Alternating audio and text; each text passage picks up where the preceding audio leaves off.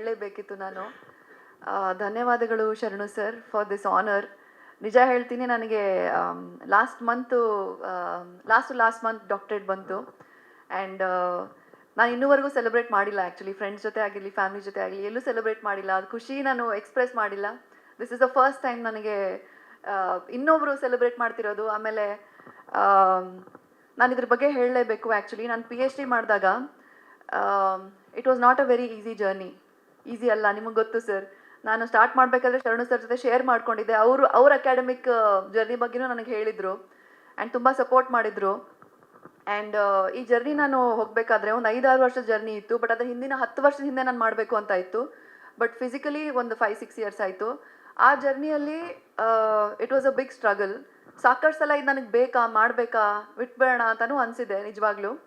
But ಇಲ್ಲ, ನಾನು ಇದು ಏನಕ್ಕೆ ಸ್ಟಾರ್ಟ್ ಮಾಡಿದ್ದೀನಿ ಅಂತ ನಾನು ನೆನಪಿಸ್ಕೊಂಡು I would remind myself and I would continue with determination and patience. ಆ 2-3 ರೀಸನ್ಸ್ಗಳು ಏನು ಅಂದರೆ, ಒಂದು, ನನ್ನ ತಂದೆಗೆ ನಾನು IAS ಆಫೀಸರ್ ಆಗಬೇಕಂತ ಇತ್ತು. ಬಟ್ ನಾನು ಆಗಲಿಲ್ಲ, ಸಿನಿಮಾ ಆ್ಯಕ್ಟರ್ ಆದೆ. ಆ್ಯಂಡ್ ಬಟ್ ಇನ್ನೊಂದೇನಿತ್ತು ಅಂದರೆ, ನನ್ನ ಮಗಳು she has to be the highly educated doctor ಮೇಘ್ನಾ ಗಾಂವ್ಕರ್ ಅಂತ ಅನ್ಸ್ಕೊಳ್ಬೇಕು ಅಂತ. This is for them obviously. ಇನ್ನೊಂದು, ನನಗಿಷ್ಟವಾದ ಸಬ್ಜೆಕ್ಟ್ನ ನಾನು ತೊಗೊಂಡೆ, ಸಿನಿಮಾ ಆ್ಯಂಡ್ ಲಿಟ್ರೇಚರ್. ಸೊ ನನ್ನ PhD ಥೀಸಿಸ್ ಬಂದು ಇಟ್ಸ್ ಅಬೌಟ್ ಕಾದಂಬರಿ ಆಧಾರಿತ ಕಥೆಗಳು. ಸಿನಿಮಾ ಅಂತ ಮಾಡಿದಾಗ ಅದ್ರ ಹಿಂದಿನ ಸೈನ್ಸ್ ಏನು, ಅದರ ಇಂಪ್ಯಾಕ್ಟ್ ಏನು ಸೊಸೈಟಿ ಮೇಲೆ, ಆಮೇಲೆ ಅದರ ಫೈನಾನ್ಸಸ್ ಏನು, ಮಾರ್ಕೆಟಿಂಗ್ ಏನು, ಅದ್ರ ಬಗ್ಗೆ ನನ್ನ ಥೀಸಿಸ್ ಇರೋದು.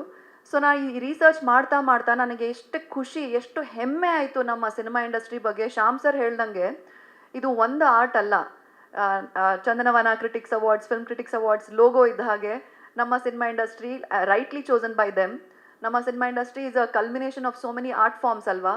ಸೊ ನನಗೆ ತುಂಬ ಹೆಮ್ಮೆ ಆಯಿತು. ನನಗೆ ಸಿನಿಮಾ ಹಿಸ್ಟ್ರಿ ಬಗ್ಗೆ ಓದಬೇಕಾದ್ರೆ, when I was researching, I felt like I am a part of this beautiful industry called cinema ಅಂತ.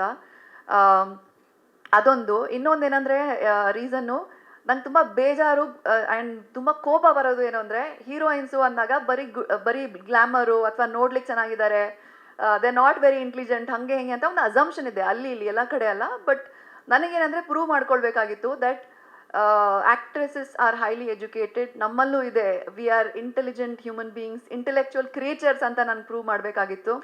ಅದೊಂದು ಇನ್ನೊಂದಿತ್ತು. ಆ್ಯಂಡ್ ಈ ಒಂದು ಜರ್ನಿಯಲ್ಲಿ ಅಲ್ಲಿ ಇಲ್ಲಿ ನನಗೆ ಡೌಟ್ ಬಂದಾಗ ನನಗೆ ಪ್ರೋತ್ಸಾಹ ಸಿಕ್ಕಿದ್ದು ಅದರಲ್ಲಿ ಒಬ್ಬರು ಇಂಪಾರ್ಟೆಂಟ್ ವ್ಯಕ್ತಿ ಅಂದರೆ ಶರಣು ಸರು. ನಿಜ ಹೇಳ್ತಾ ಇದ್ದೀನಿ. ನಮಗೆ ಆ ಟೈಮಲ್ಲಿ ಏನೋ ಒಂದು ಬಿಟ್ಬೇಡ ಬೇಡ ಅಂದಾಗ ಒಂದು ಸಣ್ಣ ಮೆಸೇಜ್ ಬಂದರೂ ಕೂಡ ಅದೊಂದು ತುಂಬ ದೊಡ್ಡ ಶಕ್ತಿ ಆಗುತ್ತೆ ನಮಗೆ. Yes, I have to continue ಅಂತ. ಸೊ ಅವರಿಲ್ಲ ಮೇಡಮ್ ಚೆನ್ನಾಗಿ ಮಾಡ್ತಾ ಇದ್ರೆ ಒಳ್ಳೇದು ಮಾಡಿ ಅಂತ ಹೇಳಿದಾಗ, ಹೌದಲ್ಲ ಕರೆಕ್ಟು ಅಂತ ಒಂದು ಪ್ರೋತ್ಸಾಹ ಸಿಗೋದು ನನಗೆ. ಆಮೇಲೆ ಕಂಪ್ಲೀಟ್ ಆದಮೇಲೂ ಕೂಡ ನನಗೆ ಡಾಕ್ಟರೇಟ್ ಬಂದಮೇಲೆ ಅವ್ರದ್ದು ಎಷ್ಟು ಜೆನ್ಯೂನ್ ಆಗಿರೋ ಮೆಸೇಜ್ ಬಂತು ಅಂದರೆ ಸರ್ ಹತ್ರದಿಂದ, ಐ ಫೆಲ್ಟ್ ವೆರಿ ಹ್ಯಾಪಿ. ಈ ಪ್ರೋಗ್ರಾಮ್ಗೂ ಕರೆದ್ಮೇಲೆ ನನಗೆ ಬರಲೇಬೇಕು ಅಂತ ಇತ್ತು. Thank you sir for this wonderful honour. ಅದು Chandanavana film critics academy stage ಮೇಲೆ ನನಗೆ ಆನರ್ ಸಿಕ್ಕಿದೆ ಅಂದರೆ, ನನ್ನ ಸಿನಿಮಾ ಇಂಡಸ್ಟ್ರಿ ನನಗೆ it is a very very big honour sir. Thank you so much actually. And that's about it. These are my few reasons. And ನಮ್ಮ cinema industry ತುಂಬ ದೊಡ್ಡ ರೀತಿಲಿ ಇಂಪ್ಯಾಕ್ಟ್ ಮಾಡುತ್ತೆ. ನಾನು ಥೀಸಿಸಲ್ಲಿ ಚಿಕ್ಕದಾಗಿ ಹೇಳಿದ್ದೀನಿ. ಸೈಕಲಾಜಿಕಲಿ ಆಗಲಿ, ಕಲ್ಚರಲಿ, ಸೋಷಲಿ ತುಂಬ ದೊಡ್ಡ ಇಂಪ್ಯಾಕ್ಟು. ಸೊ ಆ ಇಂಪ್ಯಾಕ್ಟ್ ಚಿಕ್ಕದಿಲ್ಲ. ನಮ್ಮ ಸಿನಿಮಾ ಇಂಡಸ್ಟ್ರಿ ಇಂಪ್ಯಾಕ್ಟ್ ಚಿಕ್ಕದೇನಿಲ್ಲ, ತುಂಬ ದೊಡ್ಡದು. ನಾವೆಲ್ಲರೂ ತುಂಬ ಒಳ್ಳೆ ಕೆಲಸ ಮಾಡ್ತಾ ಇದ್ದೀವಿ. And thank you Chandanavana film critics awards for appreciating our work. Thank you so much.